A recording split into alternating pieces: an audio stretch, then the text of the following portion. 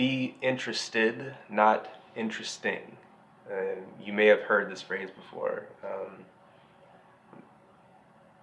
Basically, it's related to our tendency to want to get our message across and to make sure that our point is getting through and that we're telling that story that we wanted to tell, or making that point about ourselves that we wanted to share. And so as the other person is talking, we might, in our minds, be thinking about that next thing that we're going to say, and at the same time be missing a lot of the meaning that the other person is sending to you.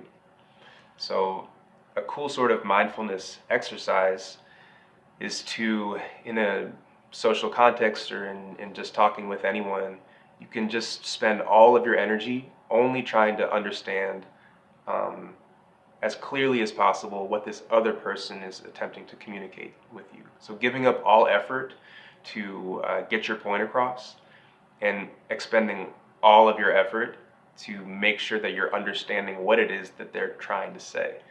Remembering that words ultimately are just symbols that we're using. So we have this experience or feeling and we want to share it with someone else. And so we're trying to use symbols in the best way to communicate that message.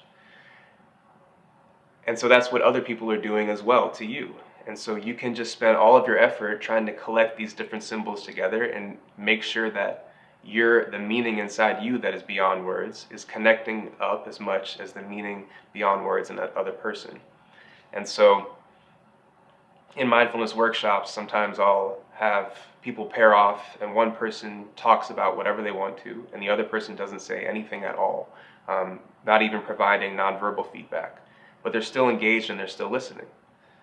And then have them switch and try the other role.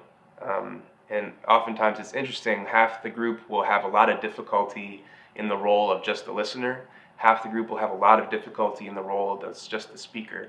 But it can be cool to, maybe you want to try that out with somebody, like a friend or anyone, and see what is more difficult for you.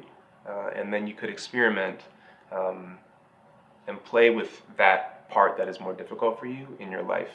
It might give you more freedom and more choice to just respond to the moment in whatever way you want to and be more flexible.